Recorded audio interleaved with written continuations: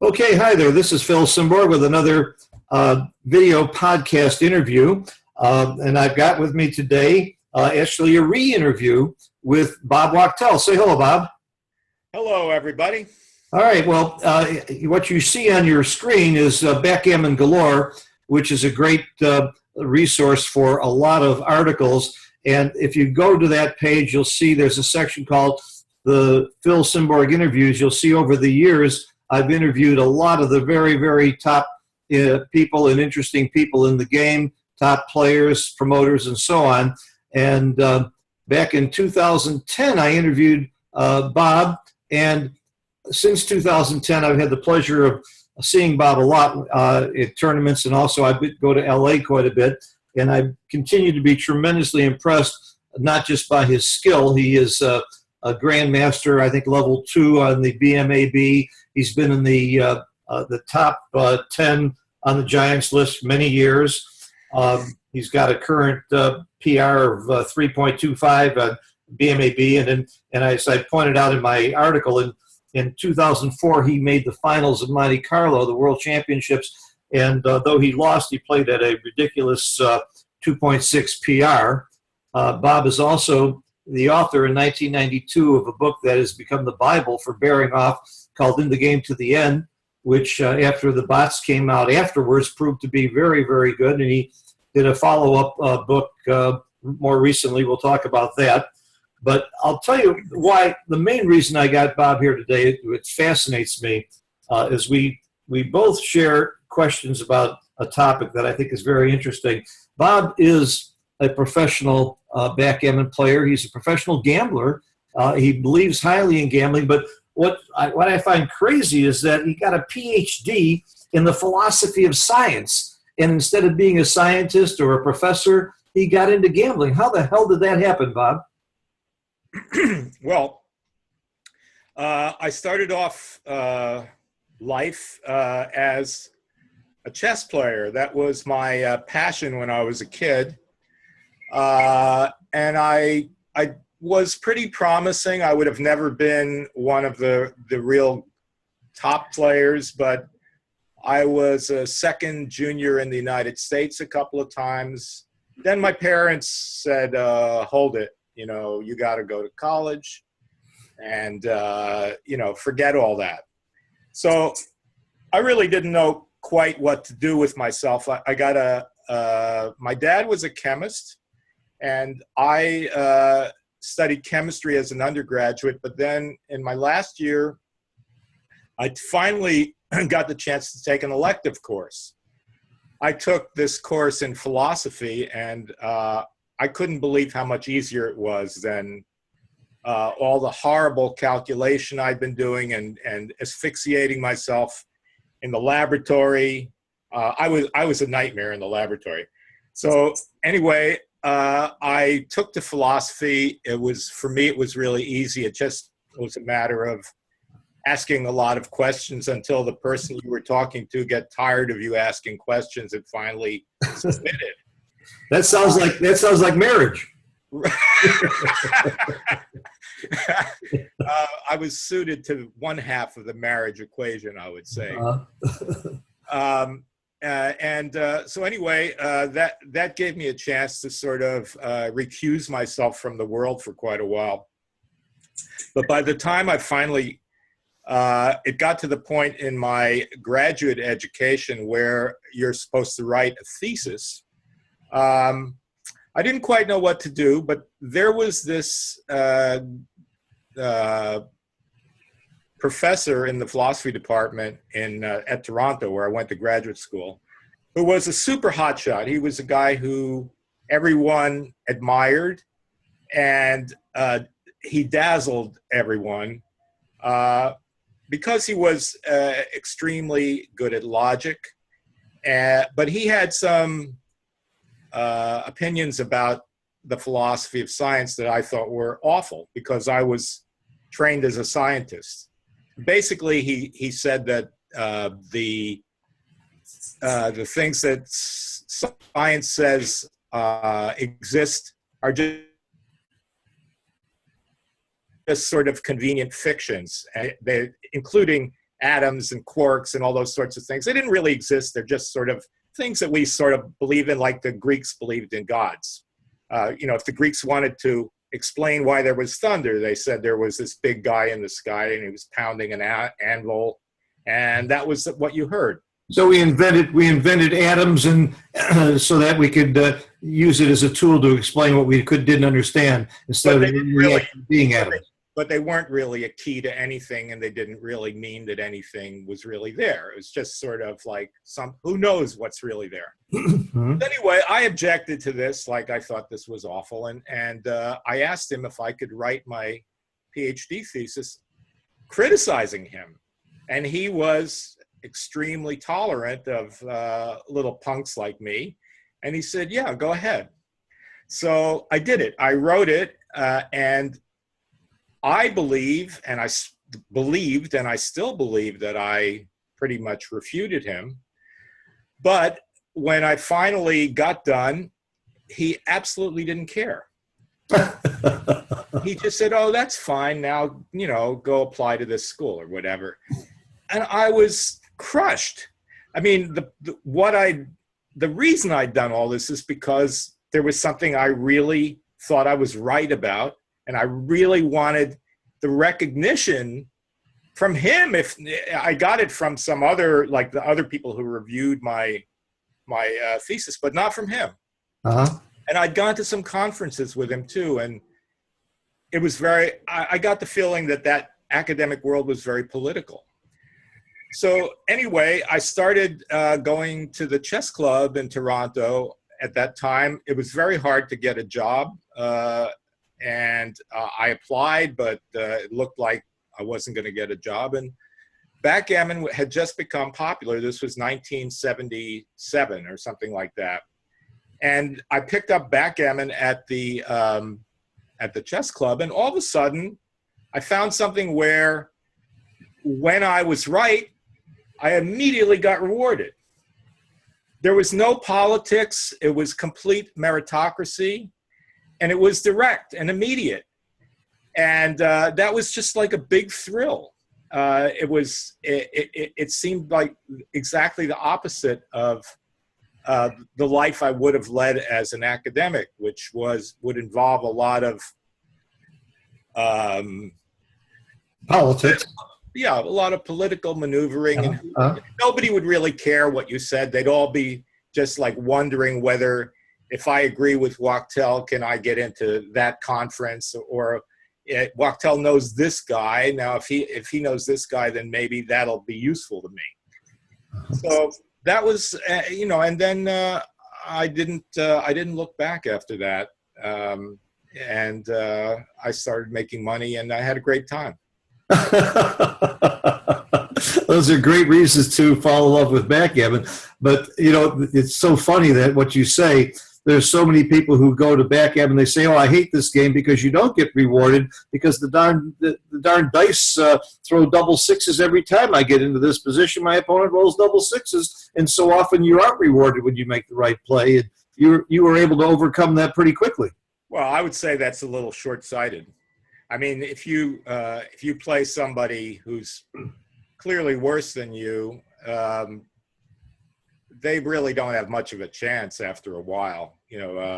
Yeah, but of course, though, it takes a very tough psyche, I would say, and it takes a while to get used to those kinds of outrages, that the dice perpetrate on you. Yeah, and I play with some people, I'm sure you do too. I play with a guy that will never give you a 1-6 from the bar because he got burned that way, and he's convinced the guy's always going to roll the 1-6 from the bar, and he remembers every time his opponent rolls double sixes and doesn't remember when he does. And it amazes me that these people can continue to play. I mean, people who think like that, I would think, would give up the game, and people who think like you and I, that it is short-sighted and one-sided, would overcome that. But thank goodness there are people that are just too foolish. They don't really look at the statistics and the odds fairly. So getting into statistics and the odds, obviously you fell in love with the game and the real aspects of the better you play, the better you win. So obviously when you realized that, you fought hard to become better and you succeeded. How did you get so good? What did you do? Well, I don't really know how much what I did contributed to my improvement. I was pretty good from the start because, to me, backgammon is like chess in an important way. In chess, you you position your pieces in a way so that they act efficiently with one another. It's called positional play. There's tactical play where you look for some way to win something with a combination of moves, but the overall structure of it is you look at the position and see sort of the big picture. Uh-huh. And in backgammon, that takes you, I would say, 75% of the way to being a very good player. If you can look at the big position, which means keeping your checkers, communicating, not stacking stuff up too much, like not burying checkers. Playing pure backgammon. Yeah, that's like, exactly. That I should have, that would have been more efficient for me to say that. But that's, I knew how to do that pretty much from the start. And, in the pre-bot era, which is when you were really getting going, the bots were just barely starting to work back in the late 70s. Everybody, including the masters, the Roberti and McGrill and the masters, were preaching pure backgammon and laughing at Jim Pasco and people who made the ace point.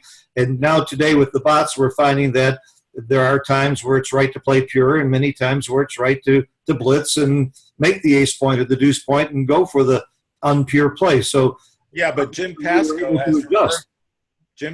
has reversed his position. Yeah, I know you're friends with Jim and see him all the time. Jim Pasco, doesn't. I mean, he actually thinks that the bots don't play purely enough now.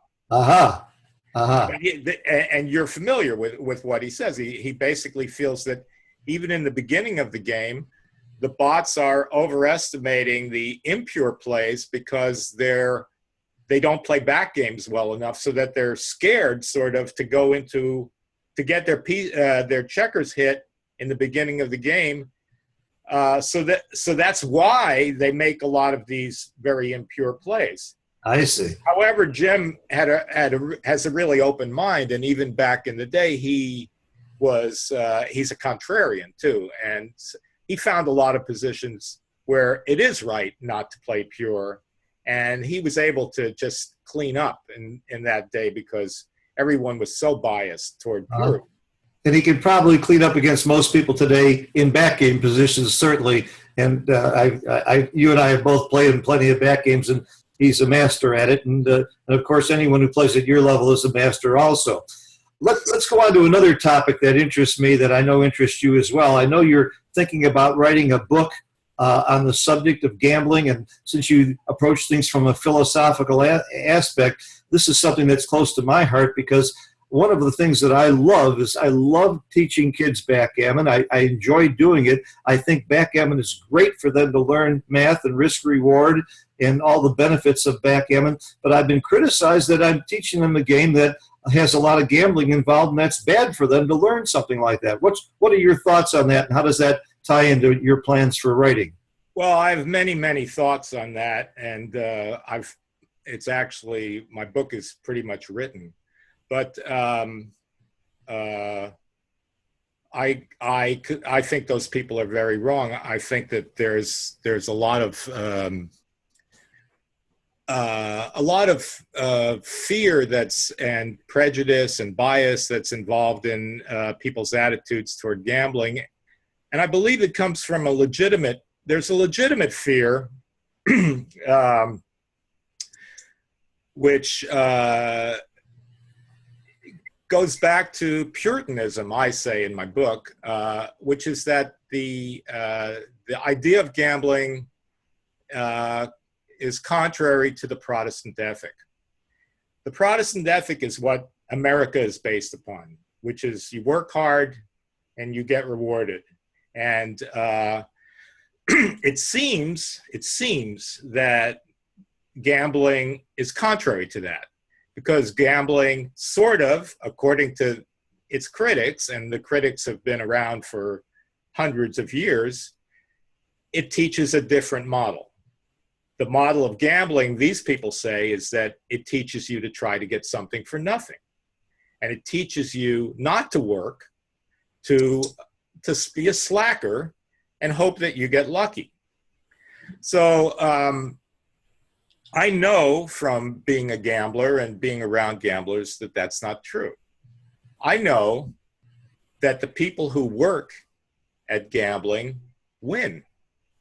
And the ones who play their hunches, believe in like streaks of luck, believe that it all doesn't matter because it's all luck, they always lose all their money. So paradoxically, I claim that gambling teaches the Protestant ethic. It actually isn't contrary to it at all. And this is like a revolutionary idea, actually. It's amazing that no one understands that. But the reason they understand it, don't understand it, is because the whole business of psychology is based upon faulty statistics. What psychologists do when they want to study gamblers is they go to casinos, and now they interview gamblers. Like, you find thousands of gamblers in these casinos, but they're all suckers. So the psychologists get the idea that gamblers are all losers, and now they have to explain that, and they can't explain it by any rational means, like okay, it's self-delusion or whatever. And actually, they never even understand the true answer. The true answer is that gambling's so much fun that people will do it even if they lose. But they also overlook completely that there are winners, and that it's possible to win because gambling is a zero-sum enterprise. And for every loser, there's a winner. Now, they can't see the winners because the winners aren't the people in the casino. They are the casino itself, the house, which they don't even understand that the house is actually a gambler. That house is actually a gambler who this house is a smart gambler that insists on having the odds in his favor. So, if they interviewed the best backgammon players and the best poker players, right, they would be getting the right information on how to succeed at gambling by using skill as opposed to believing in luck. Well, they don't believe that you can succeed. They actually aren't even at the point where they think that's a possibility. They just think it's a losing proposition, and they don't even go. And these are very sophisticated, people with advanced degrees. But the whole profession of psychology is pretty much tied to the whole idea of providing therapy for gamblers. Well, I can't wait to read your book, and your take on it is beautiful. I have a slightly different take relative to the argument about children, and I want to hear your thoughts on my approach. I think that everything you do in life is a gamble. It's risk reward. And every time a kid your son gets in the car and you give him the keys to the car and he decides whether he's going to speed or not or run a stop sign or not, he's deciding whether to take the risk and whether or not there's a reward involved. And I think backgammon teaches that incredibly well. Whether or not he should study hard for his test or go watch a basketball game is a gamble and a risk-reward decision that the kid needs to make. And I think if he's a great backgammon player, he's going to make better decisions in all those areas. I don't agree. I mean, if you say you have a slightly different take, but that's exactly my take. And in fact, that's one of the chapters of my book. I call it the killer app of gambling. I say that gambling originated because people have disputes, like they're bets. They make bets with one another. I say you're wrong. No, you're, and we make a bet. And that's the sort of primary sort of motivation to gamble is gambling and betting are the same thing, but it has this incredible application in a capitalist society that you mentioned, which is that it teaches you how to make the kind of decisions that your whole life depends upon, that your whole prosperity depends upon. So I also claim, just like you, that it should be taught in school, not just backgammon, but gambling in general. But I do love backgammon, and I do think that backgammon is a very wonderful game, and it has a lot of the characteristics that apply in life. Yeah. And another aspect of backgammon as well, I have a 6-year-old granddaughter that I just started teaching backgammon, and all we did was doing very, very simple rolling the dice and bearing off. And at first she really couldn't figure out how to move the checkers when you got a 5 or a 4 or a 9 or an 11 and the doubles. And by the end of 1 hour, she was very quick at adding 4 and 7, 4 and 5, and knowing where a checker goes on it when it's an odd number and an even number. This is a 6-year-old. You can imagine as they get older how much the math and statistics will help. So just from that standpoint of learning math, logic, and statistics, and you and I both know that if you understand math, what you are doing is deductive reasoning, and which is a major important skill for any kid to master. I love this. I can't wait for your book. I can't wait till it comes out, and I'll be the first in line to buy it. Speaking of books, let's get back to backgammon more specifically. After you wrote a book in 1992 that proved to be very accurate, why the heck did you need to write a follow-up book? Well, first of all, not everyone agreed that it was accurate, and not everyone tested it. In fact, no one tested it. I used to get questions for 20 years, like, does that still stuff that you figured out, does that still apply? And the answer was, well, pretty much, but nobody really was going out there and vetting it. So the other issue is that I felt by 2014 or 2013, when I started writing volume 2 of In the Game Until the End, that the bots had improved enough so that you could rely on what the answers they gave you a little more than you could with Snowy, for example. So I decided it was time to update. But I had a lot of other problems that I wanted to look at, because the scope of my first book was pretty limited to some problems with basically just as many as 4 checkers on the 2 and 3 points of the person who's bearing off. So I included more checkers and found more positions, and I found that still it's at the very limit of the bot's abilities at this point to handle some of these positions. But I vetted my old results with XG2 and sometimes with the beta version of XG3. And once I'd done that and everything was more or less as good as it could get with bot results, then I went on to some more complicated problems. A couple of follow-up questions on that. Using XG2 and the beta version of XG3, are you convinced that the bot is always right? Oh, hell no. Oh, okay. So even the rollout after 1296 with huge... Oh, hell no. No, it's not always right. Not even close. Okay, so that is a great argument. And we're talking about fairly towards, right, you're talking about bearing off towards the end positions, which well, we've always thought, we've always known the bots are way off on some back games and priming games where there's millions of different permutations before the end of the game. But we're only talking about a few possible ways a role could be played, and you're not even sure that it's right, or you're sure that it's not right.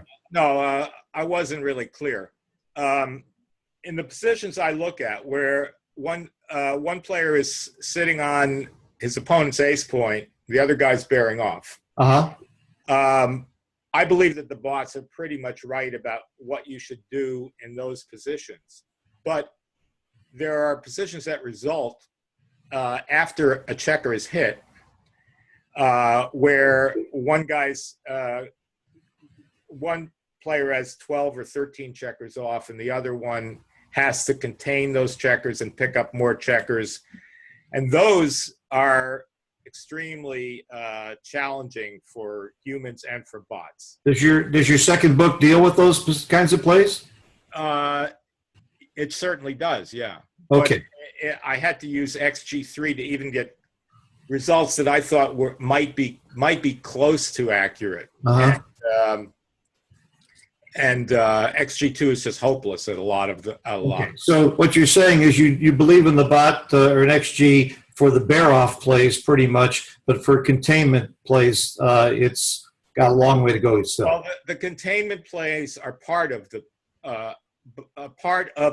answer to the bear-off plays, but they're a small part, and they're not big enough, I think, to really make a big difference. In the question of should I stay or should I go, which is usually the question I'm asking in those positions. I got you. All right, let's have some fun now. I'm going to show you a couple of positions. Most of them are bearing off positions to test you, and I hope I embarrass you just a little bit, and it'll also make me feel better if you would please miss one or two. I promise to do badly. Okay. And one of them actually is, I'm going to start with a bearing in play that baffled me just the other day. I'm going to pull up Extreme Gammon. I do have the beta version. I've been testing this along with Mochi and Michi, and I don't know how you got a hold of it. I guess Xavier was nice enough to give you a beta version as well. So this is pretty good, but I want to start with a bearing in play that really fooled me a little bit here. How do you play red to play 6-2 money game? How do you play the bearing in play here? Do you bring the checker all the way in, or do you play 13-7 something else? I would play 13-7-6-4. Well, you're absolutely right, and I didn't see this coming, and I don't understand why. Why do you make that play? Well, this just goes back to the kind of positional stuff that I carry over from chess, but I guess that the mathematical answer is that if you bring four guys in, if you bring the checker in and there are four checkers on higher points than the 4 point, that it leads to a very inefficient bear off where your fours will be wasted for a long time. And this position, to me, just looks 100% better. And it looks like, I understand that it doesn't play as well on, but well, even let's say a double 6 or a double 5, if you take 3 checkers off now from here, then you're even. Whereas in the other position, if you take 4 checkers off here, you still are in a 6-roll position. So that would be like the downside of my play would be, oh, well, how about double 6s, double 5s?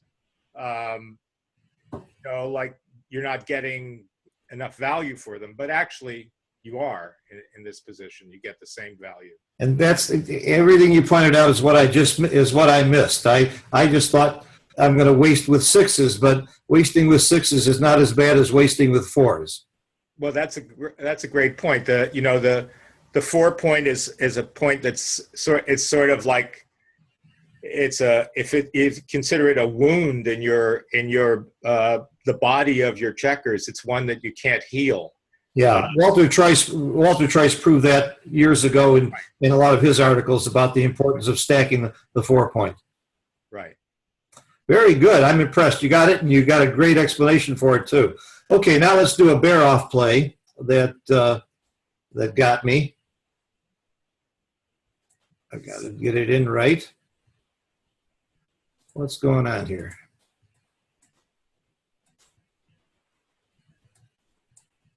Here we go.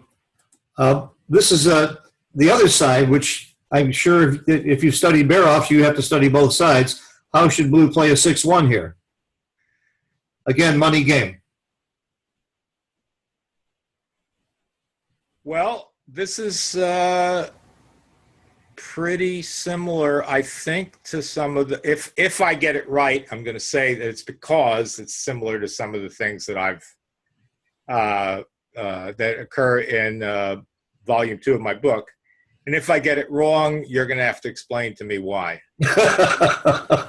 Okay. But, I think you don't break the 24 point. Okay, so you just hold the 24 point.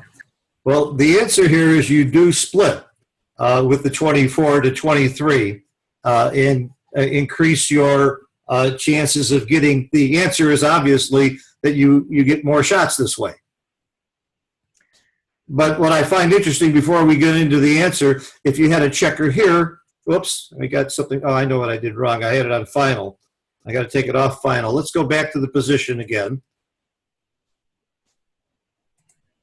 Okay, again, XG will tell us it's right to split, and I did roll this out earlier.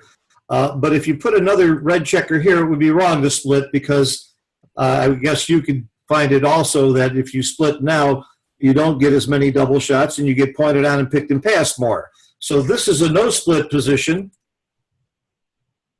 and the other one is a split position. And the differences are, in this case, it's kind of close, not horrible to split, but in the other case, it's pretty big. So do you still want me, a much worse player than you, to give you the explanation, or would you rather give it a shot? Well, I mean, it's all tactics at this point, and there may even be some issues about running off the gammon. I mean, you might look at this position with blue having an outside prime instead of having his checkers in, and you might get a different answer. I mean, because there gets to a point where just that ace that you split with. Let's see. Yeah, now it doesn't even want to split. It's not even in the, so that's the real answer. That's what's going on. It's because you can get off some gammons by splitting. Okay. It probably doesn't have that much to do with the actual number of shots you get right away. It's your ability to run and get off some gammons by running after you split as well. I think so. Well, this is what drives me nuts about what you've done with this, both of your books, and I did read both books and studied them. The problem is that I have a tendency, and because I'm a lower level player, and I'm a much higher level player now than I was when I first started studying, but I was always looking for rules of thumb to hang my hat on, that in this position you should always split, in that position you should always run, in this position you should always hit, and so on. And I even have a list. I've got like 30 rules of thumb for checker play and 30 for cube play, and I love these rules of thumb, but I can't come up with good rules of thumb because you just illustrated how it depends not just on what's going on this side of the board, it's depending on what's happening on the other side of the board too. So most of your positions, a lot of the answer is you have to logically reason through. You can't use a rule of thumb. You have to use logic and math and intuition and the position and all kinds of other things. You can't hang your hand on anything here. Well, you can have more complicated rules of thumb. Or, yeah, I guess so. But I'm finding out more and more. The more I talk to players at your level, what I can, the top giant player, and you're certainly in that category. The more I find that you guys have reference positions that seem to guide you a lot more than of course, certainly more than anybody else. But it seems like the reference positions seem to be one of the major things that helps you make the right play. For example, you instantly saw why this is different from when the checkers were inside, and I'm not sure I would have seen that at all. In fact, I know I wouldn't have seen it. I would have missed that distinction completely. So, and how do you develop all these kinds of reference positions? It takes a tremendous number of hours in front of the computer doing them. Well, so why don't you move the prime a little deeper and see where, and then you'll have a reference position. Keep going until it changes. Right. Yeah, and that's what my mentor Perry taught me to do. Just keep going until you find. Here we are. We're very close right here. Yeah. So maybe if you move this checker from the 10 point back to the 12 point or something to the 5th. That's the 13 point. Maybe now it's right. Yeah, now it's not right to split. But we found a reference position. Yeah. Guy off, by the way. That shouldn't be there. Yeah, I see what you're saying. You're right. All right, let's go to the next one. This is fascinating, the way your mind works. The rest of these, I was starting to put together a bear-off quiz when you and I just talked the other day about doing this interview. So I'm going to give you my little bear-off quiz. I don't want to go through all of them because I don't want these interviews to take too long because people will lose interest, and I want to keep them shorter. But I do want to do a couple of these with you. These are things that just came up that I had problems with. Again, we're talking money game, and all these, just to simplify it, I keep it at money game, and red to play 4-2. Just snap 2 checkers off. Snap. In other words, when in doubt, peel. That is a reference. That is a rule of thumb that Matt Cohn-Geyer drove home to me quite a bit when he was living in Chicago. When in doubt, just peel. Yeah, but the other problem is that if you break the 6 point, you're still leaving 6-2, 5-2 right away. You're not really making your position safer. This one, in fact, this is only 6-3. This is less immediate shots, and if you break the 6 point, you're leaving more immediate shots, and you're not taking 2 checkers off. Right. Two very, very good rules of thumb. This is what I'm looking for. This is what things I can hang my head on. And over the board, actually this came up in a match. It was DMP, and I thought that clearing the 6 point was the better play for DMP, and clearly it isn't. It's 2% worse. You win 2% less by clearing the 6 point, and you just nailed the reason why. Not only do you have fewer checkers off, but you leave more shots. But even if it left the same number of shots, right. If you getting more checkers off means that if you do leave a shot later and get hit, you still will win more because you got more checkers off. So when in doubt, peel is one of the best bearing off rules of thumb that I've been given in years. Well, and funny enough that like when I started playing, that was one of the marks that would mark you as a real donkey if you just rip checkers off. That was what all the Middle Eastern donkeys did. They would rip the checkers off, and we'd laugh at them, and everybody thought, oh, come on, like they don't know what. But it turned out that they were right and we were wrong. Yeah, there's many, many positions where when you peel, you actually do leave more shots, and it's still right. Just get the checkers off. Sometimes, of course, it's right to peel because of gammons. That's not the situation here. You're pretty much assuming you're getting very few gammons, and you're just playing for the win. But when in doubt, peel also helps the gammons quite a bit in most positions. Right. Okay, so far you're batting 1,000, which is pretty damn good. Oh, I got one wrong. Okay. Oh, that's right. You did get one wrong. Okay. 2-1 here. Again, money game.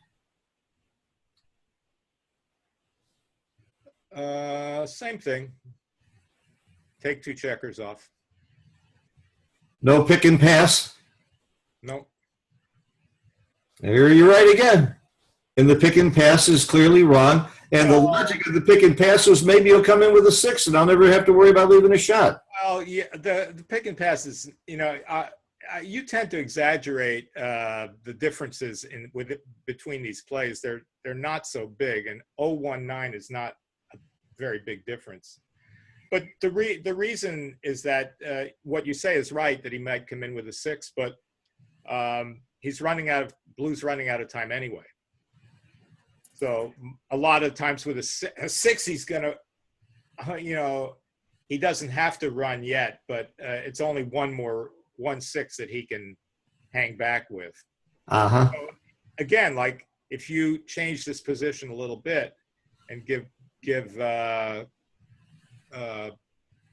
guess if you give Blue a little more time, then he might get gammoned a little more. But yeah, I mean, this kind of position, you'd wash the guy off your 3-point, I'm pretty sure. Wow. Yeah. I know you say the differences aren't big, and they're not. Oh, no, they're not at all. But this is probably like now we've got a reference position again. Yeah, but understanding the logic behind it is big, because there are going to be other times where these kinds of thoughts are going to matter a lot more than .005. And the fact that you saw why changing Blue's board changed this play, and most of us wouldn't, is the reason you're. I'm not just trying to blow smoke. I really am impressed. That's good though. You can blow it. Okay, I'm really impressed. Okay, let's go to the next one. I'll start listening to you more in the chouette. 3-1 here.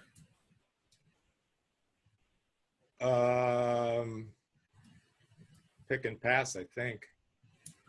Okay, obviously there's 2 other plays. You can just take a checker off without hitting. Let me maybe I'm wrong about that. Or you can clear this, or you can clear the 5. Hang on. I think I spoke too soon. So he has no checkers off, and you have 4 checkers off, and you're never going to get it again. No, I take it back. Just clear the 5-point. You're right again. Yeah, well, I had to stop myself there. Well, if you were playing this game for some money, you would stop yourself. Yeah. I'm sure you would have gotten it right over the board. Yeah. So why is this better than pick and pass? Why is this better than taking a checker off? Well, you're winning the game. You're winning the game for sure. You're not getting a gammon for sure. So there's only one consideration left, which is not leaving a shot. I mean, you're winning the race for sure. Uh-huh. You're not getting a gammon for sure. And there's only one consideration left, is not getting hit. And by the time you might leave a shot this way, he probably is forced to run. Right. So what if he wasn't forced to run? Would that change anything? And now you got some gammons. Well, this feels a lot closer to me. Uh-huh. I'm learning from Wachtel how to change the board to try and find a reference. Yeah, I would say for sure you hit and pass now, because you're going to get a lot. You're going to get more gammons. Well, I'm not sure. I don't really know, but it feels like you should hit and pass here. Uh-huh. Because now gammons become a real consideration. Nope, it's closer though. Yeah. It's closer. Yeah. So Perfect. Yeah. Well, I'm sure if we were at a match score where gammons mattered more, that might be the difference. Roll it out. Wait a second. There's a problem with this position. Here's why we're getting wrong answers. The cube has to be turned here. The cube was in the center. We both missed we're that. playing Jacoby? Yeah, we both missed that. Yeah, okay. It's huge to yeah, with the cube turned, now you're a genius again. Yeah, okay. You've regained your genius status in my book. Yeah, the cube can't be. If the cube was unturned, you're going to double them out next time. So well, that's. How about the position that you just asked me before? Where's the cube? Oh, yeah. Let's make sure we had that right. No, the cube was wrong there too. Oh, okay. All right, the cube should have been turned. Let's see if that changed the answer. Yes. Yes. With the cube turned, you do pick and pass because gammons do make enough of a difference. Maybe, yeah. Yeah, maybe that's the reason, yeah. Well, you got I guess that must be the reason, yeah. How many gammons do you get? You get 3% instead of 2%. Oh, you get 9% instead of 8%. yeah, you pick up one gammon, it's almost a tie because gammons are worth 0.5 Oh here. no, you get 9% instead of 0.3%, right? That's right. Yeah, so you get a huge number of Yeah, you pick up 9 gammons versus 2 losses, and those 9 gammons are equivalent to 4.5 losses. So you're getting 2 to 1 on your money to hit. We got a. That's, I would have, I mean, to be honest, I didn't really look at where the cube was. So like, I would say I got this wrong because I didn't realize there were as many. I guess you have a 4-point board when you hit, and he can dance a few times, and you can get a few gammons. Yeah, yeah. So Well, okay, I want to do one more. Let me just go to number 5. Is number 4? I didn't like anyway. 3-1 to play. oh, these are always tricky.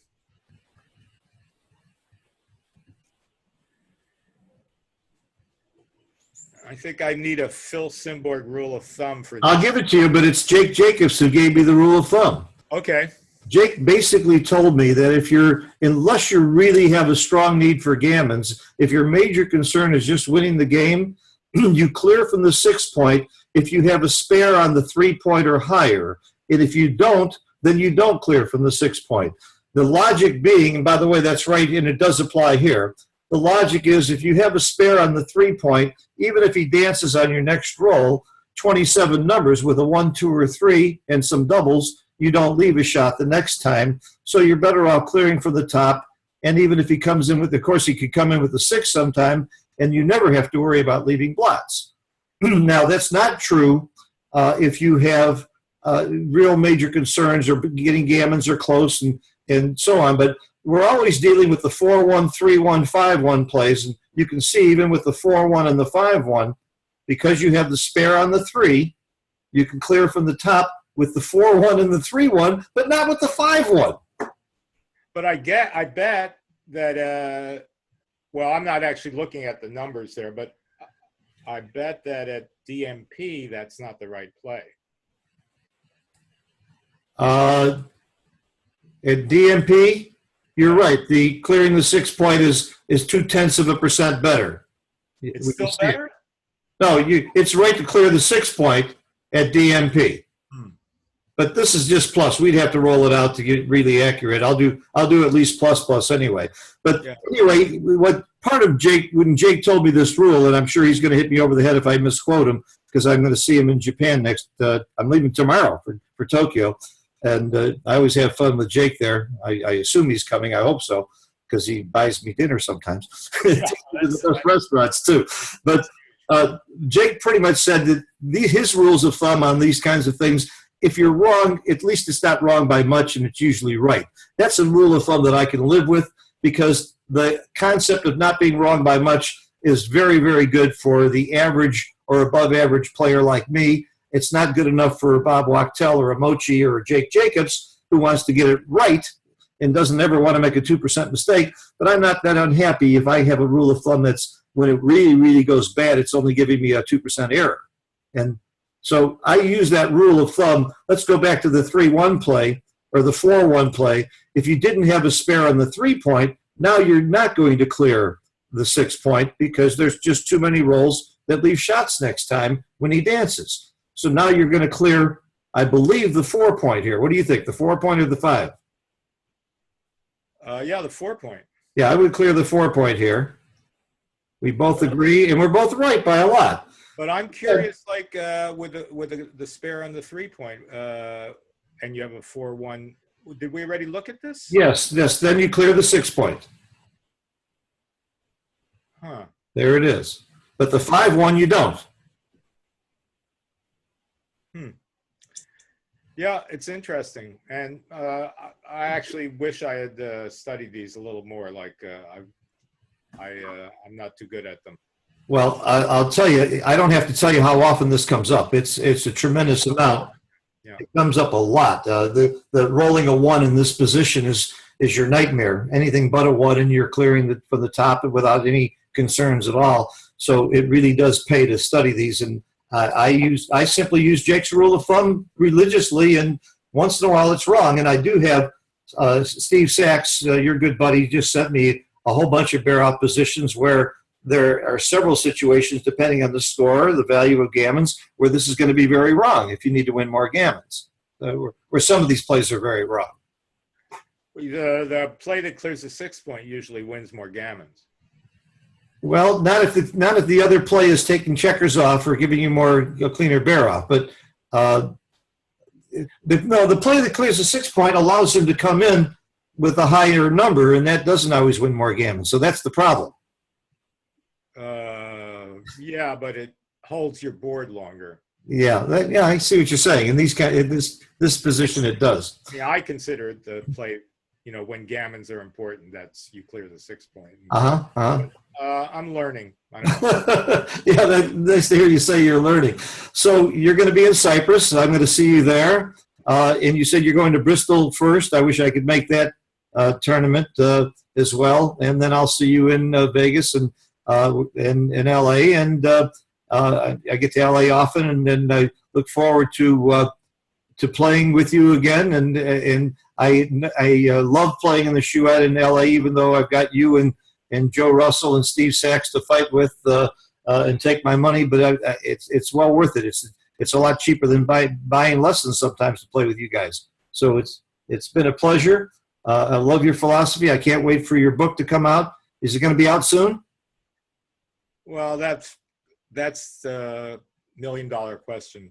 Okay. But I would say within a year, yeah. It's a very important book, not just for backgammon. I think for society to understand gambling and risk reward and the whole concept, I think is well above the importance of backgammon, which is important to us, just to our little circle. But what you're doing is a much bigger, broader thing. I wish you luck with the book, and I look forward to seeing you in Cyprus.